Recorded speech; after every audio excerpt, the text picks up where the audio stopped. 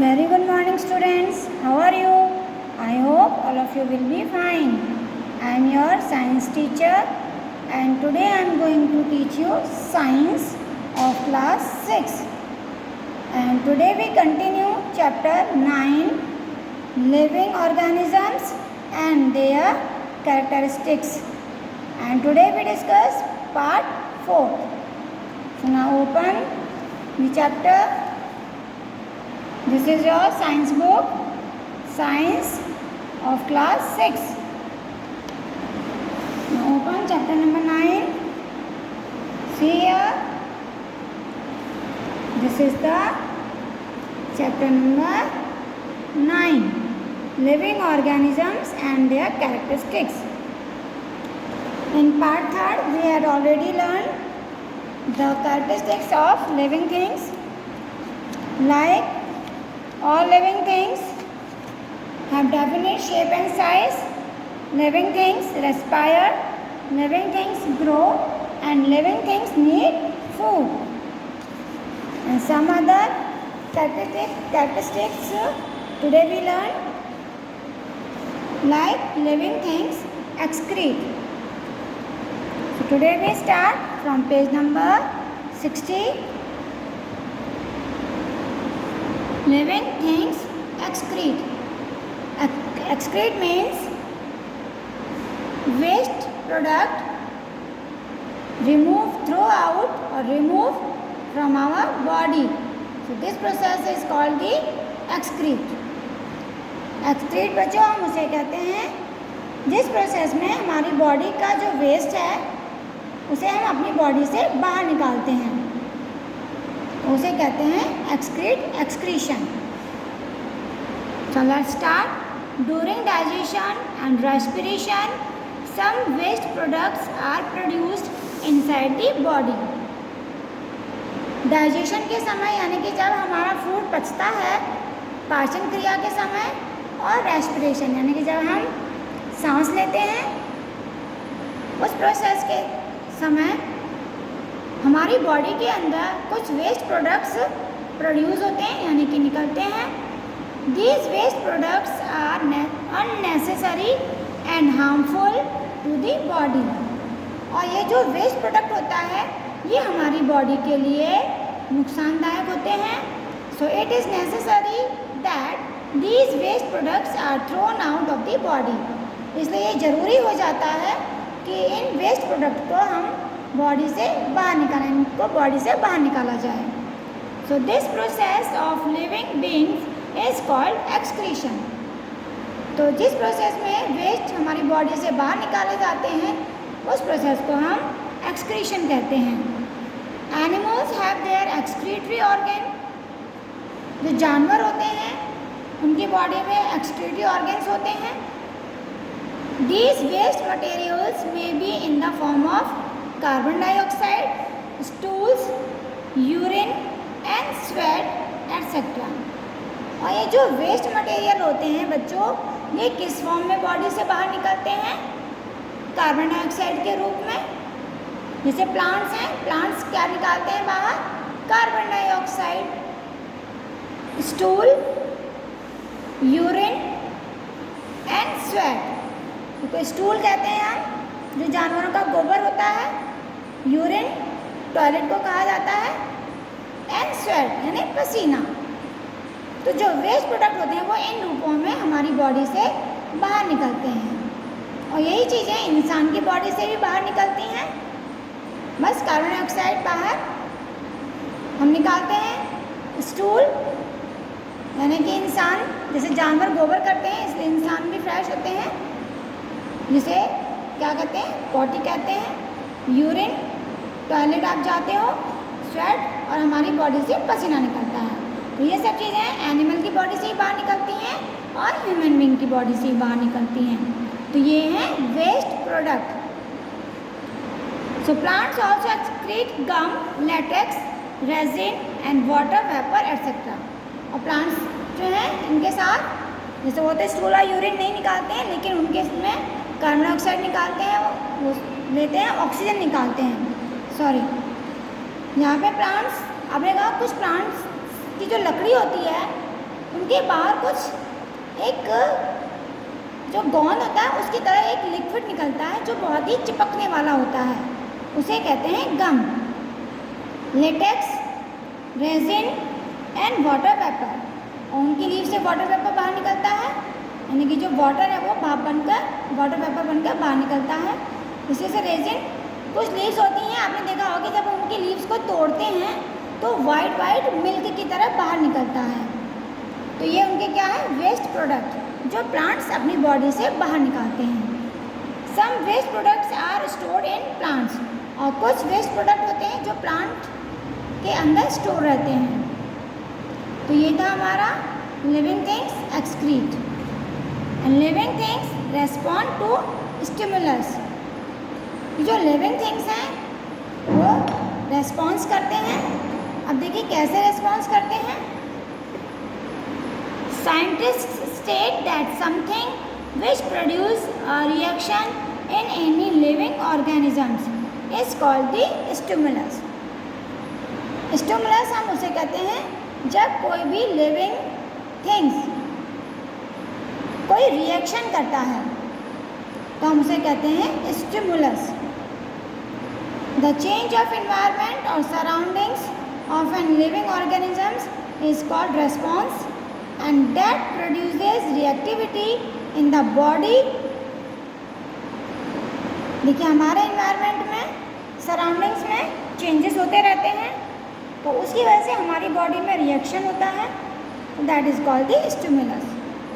And after the stimulus the action represented by living things is called sensitivity.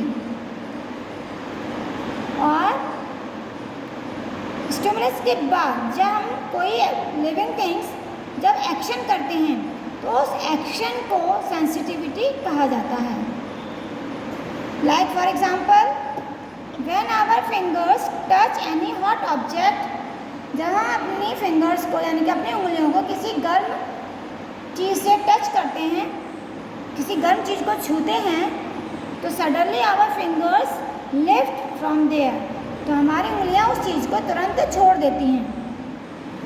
And due to the sense organ, ऐसा क्यों हुआ, हमारे sense organ से, यानी कि हमें फील हुआ कि वो गर्म है तो हम उसे तुरंत छोड़ देते हैं। देखिए यहाँ पे पिक्चर्स दिखाई हुई है, ये गर्म है, जैसे आप इसको टच करोगे ये हॉट है, आपने तुरंत उसको छोड़, अपने फिंगर ने इसको तुरंत छोड़ दिया, तो ये क्या हुआ, एक्शन। तो इसे कहेंगे सेंसिटिविटी। और ये हॉट है, गर्म हो रहा है, तो इसे हमारी बॉडी में ये इसको फील कर रहा है, वो है stimulus.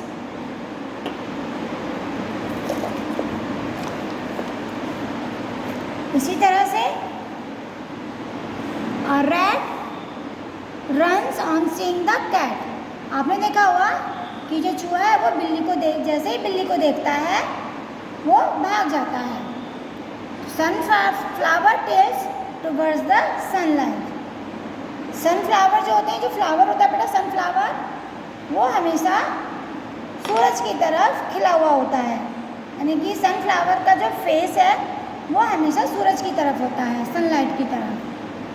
When we touch the leaves of mimosa plant, जिसे हम टच मी नॉट कहते हैं, they will suddenly close, और जैसे भी हम टच मी नॉट प्लांट की लीव्स को टच करते हैं, छूते हैं, उसकी लीव्स अचानक से बंद होने लगती हैं, और जैसे उसकी ये लीव्स हैं उसको हम टच करेंगे तो धीरे धीरे ऐसे क्लोज हो जाएंगी। तो टच मी नॉट प्लांट को हम मिमोसा प्लांट भी कहते हैं। Now next characteristics is living things reproduce. Reproduce means all living things reproduce their own kind, कि एक लिविंग थिंग्स देखो अपने ही जैसे बेबी को जन्म देता है उसे कहते हैं रिप्रोडक्शन, यानी वो रिप्रोड्यूस कर रहा है। तो जब एक लिविंग थिंग्स दूसरे लिविंग थिंग्स को जन्म देता है तो ये कैरेक्टरिस्टिक्स होता है रिप्रोड्यूस, और इस प्रोसेस को कहा जाता है रिप्रोडक्शन। तो the mode of reproduction may be different in different animals. अब बच्चों जो रिप्रोडक्शन का जो प्रोसेस है वो अलग अलग जानवरों में अलग अलग तरह से होता है। Some animals produce their young ones through eggs. कुछ जानवर अपने बच्चों को जन्म एग के द्वारा देते हैं, यानी कि पहले वो अंडे देते हैं, फिर उन अंडों में से बेबी निकलता है। And some animals give birth to the young ones. और कुछ जानवर ऐसे होते हैं जो सीधे सीधे अपने बच्चों को जन्म देते हैं, जैसे लॉयन है, डॉग है, कैट है, गोट, काव, बफेलो। ये सीधे बच्चों को जन्म देते हैं, अंडे नहीं देते। So this process is called the reproduction. तो इस प्रोसेस को रिप्रोडक्शन कहा जाता है। जैसे देखिए ये कैट है, कैट किसको जन्म देगी? कैट का बच्चा, बिल्ली का बच्चा बिल्ली। इसी तरह से देखो ये बफेलो है, बफेलो बच्चे को जन्म देती है, तो बफेलो का बच्चा बफेलो होगा। इसी तरह से और देखो ये हैन है, हैन जो है बच्चे नहीं देती है, ये पहले अंडे देती है, फिर अंडों में से हैन के ही बच्चे बाहर निकलते हैं। तो इस तरह से ये इनका क्या होता है? Reproduction. Plants also reproduce like animals. जानवरों की तरह प्लांट भी रिप्रोड्यूस करते हैं, यानी कि बेबी को जन्म देते हैं। And plants also use different mode of reproduction. और प्लांट्स में भी जो रिप्रोडक्शन है वो अलग अलग मेथड से होता है।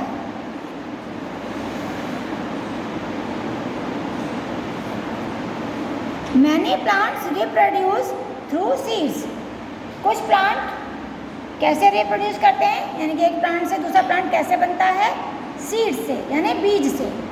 मान लीजिए जैसे मैंगो है, हमें मैंगो का प्लांट लगाना है, तो हम मैंगो का जो बीज होता है, यानी कि उसकी जो गुठली होती है, हम उसे जब सॉइल के अंदर दबा देंगे तो उस बीज से मैंगो का प्लांट बनना शुरू हो जाएगा। तो यानी कि कुछ प्लांट्स सीड से होते हैं, यानी कि नया पौधा बनता है। Plants produce seeds which germinates and grow into new plants. And some plants also reproduce through parts other than seeds. और कुछ प्लांट्स बच्चों ऐसे होते हैं जो सीड से नहीं होते, लेकिन उसी प्लांट के अदर पार्ट्स, जो दूसरे पार्ट्स होते हैं, उनसे उसी प्लांट की तरह एक नया प्लांट बनना शुरू हो जाता है। जैसे ऐसे कौन से हैं? जैसे शुगर केन, यानी कि गन्ना। बेटा गन्ने का कभी बीज नहीं होता, वो सीड से नहीं होता। गन्ना हमें अगर लगाना है तो गन्ने के टुकड़े, छोटे छोटे टुकड़े करके उसे हमें सॉइल के अंदर दबाते हैं, फिर उस गन्ने से गन्ने का पेड़ बनता है। तो शुगर केन क्या होता है? एक स्टेम होता है। प्लांट का कौन सा पार्ट है? स्टेम। इसी तरह से अ पोटैटो फ्रॉम अ बर्ड। जो आलू है, आलू के अंदर देखो आपने कट लगा हुआ, आइस की तरह एक मार्क बना हुआ होता है। तो पोटैटो को भी हम पोटैटो डालते हैं तो उसमें जो आइस बनी हुई होती है, उस जगह से नया पोटैटो का प्लांट बनता है। Grow into a new plant. Plants also reproduce through cutting. और कुछ प्लांट्स ऐसे होते हैं बच्चों, जो एक प्लांट की हम डंडी काट कर लगा देते हैं, तो उस डंडी से ही, यानी कि जो ब्रांच है उसकी, उसी से नया प्लांट निकलना शुरू हो जाता है। तो नेक्स्ट इज, तो जैसे ये प्लांट है बच्चों, यहाँ पे पिक्चर देखिए, ये न्यू प्लांट बने हुए हैं। न्यू प्लांट फ्रॉम सीड, जो बीज से प्लांट निकलते हैं। और ये है new plant from bird of potato. तो हमने आलू, देखो यहाँ पे हमने आलू के अंदर जो मैंने बताया था, इसमें बीच में से आई की तरह कट लगा होता है, वहाँ से ये प्लांट निकलना शुरू होता है। तो हम पहले पोटैटो को सॉइल के अंदर दबाते हैं। So now next characteristics is living things have a life span।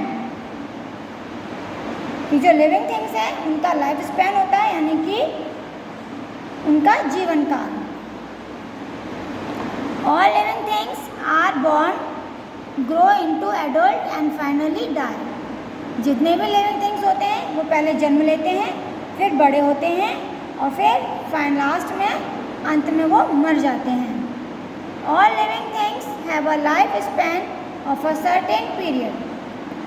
हर सजीव का यानी कि जो लिविंग थिंग्स हैं उनका एक लाइफ पीरियड होता है, मतलब एक फिक्स पीरियड तक उनकी लाइफ रहती है, वो जिंदा रहते हैं, फिर वो मर जाते हैं।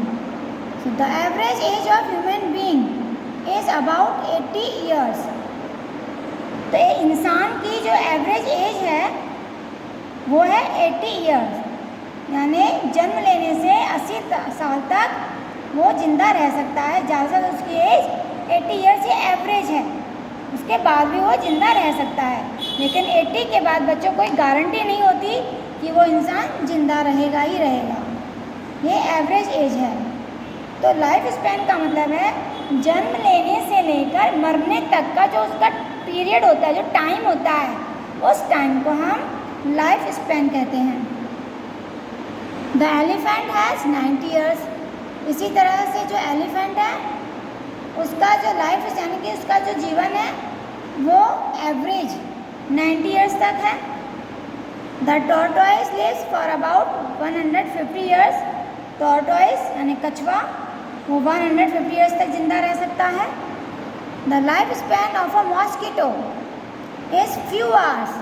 और जो मच्छर है बच्चों, जो आजकल आपको बहुत ज़्यादा तंग करते हैं, काटते बहुत होंगे आजकल, उनकी ज़िंदगी कुछ घंटों की ही होती है, लेकिन उसे पता नहीं होता कि वो कब मर जाए।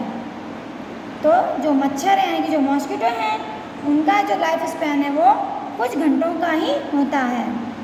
And microscopic bacteria live for few minutes. और जो बहुत छोटे छोटे बैक्टीरिया होते हैं जो हम अपनी आँखों से नहीं देख सकते, उनका जीवन तो कुछ मिनट का ही होता है। देखिए जैसे ये पहले बच्चा छोटा होता है, जन्म लेता है, फिर थोड़ा बड़ा होता है, फिर ये और बड़ा होता है, फिर ये हम बुढ़े हो जाते हैं, और बुढ़े होने के बाद जब हमारा लाइफ स्पैन ख़त्म हो जाता है तो मर जाते हैं। Now next is living things move. Living things move करते हैं, चलते हैं। जितने भी लिविंग थिंग्स हैं वो चलते हैं एक जगह से दूसरी जगह। जैसे आप अपने घर से स्कूल कैसे आते हो? चलकर। मार्केट जाते हो कैसे जाते हो? चलकर। अपने फ्रेंड्स के घर जाते हो, अपने रिलेटिव्स के घर जाते हो, आप पार्क में खेलने जाते हो, या आप एक रूम से दूसरे रूम में जाते हो, कैसे मूव करते हो? चलकर। इसी तरह से एनिमल है, एनिमल भी एक जगह से दूसरी जगह कैसे जाते हैं? अपने पैरों से चलकर जाते हैं। बर्ड्स कैसे जाती हैं? उड़कर जाती हैं। फिश कैसे जाती हैं? तैरकर। तो हर लिविंग थिंग्स मूव करता है, यानी एक जगह से दूसरी जगह जाना, ये होता है movement. Human beings and animals move from one place to another. Birds have wings to fly from one place to another. Plants are fixed at one place but their stems, leaves, flowers etcetera move. देखो plant जो है हम सब तो move कर लेते हैं, जैसे ह्यूमन बीइंग्स, इंसान, जानवर, बर्ड्स, लेकिन जो प्लांट है वो एक ही जगह फिक्स होता है। लेकिन बच्चों प्लांट का जो दूसरे पार्ट्स हैं, जैसे मैंने ये आपको बताया, ब्रांचेस, स्टेम, लीव्स, फ्लावर्स, ये सब मूव करते हैं, क्योंकि लीव्स हिलती हैं, फ्लावर भी हिलते हैं, जब हवा चलती है तो खिलते हैं, तो मूवमेंट होता है। Some plants like rose, sunflower bend towards the sun. कुछ फ्लावर्स बच्चे ऐसे होते हैं, प्लांट्स, जो सन की तरफ आप उनको कहीं भी घुमा दो, लेकिन जो फ्लावर का फेस है वो सन की तरफ ही अपने आप टर्न हो जाता है, तो ये उनके अंदर मूवमेंट होता है। The branches of banyan tree bend downwards. और जो बरगद का पेड़ होता है उसकी जो ब्रांचेस होती हैं वो हमेशा ज़मीन की तरफ ही झुकी हुई होती हैं, कभी वो ऊपर झुकी हुई नहीं होती। तो ये उनका क्या है? मूवमेंट, यानी मूव है, मूव करते हैं वो। पम्पकिन, गॉड, जैसे आपने देखा होगा काशीफल होता है, लौकी होती है, तो ये सब ज़मीन पर ही मूव करते हैं, ज़मीन की तरफ रहते हैं।